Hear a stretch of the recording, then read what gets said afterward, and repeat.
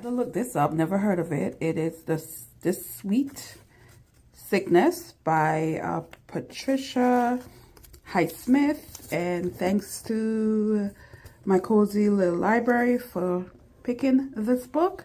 It is a psychological thriller, so it is perfect for March Mystery Madness.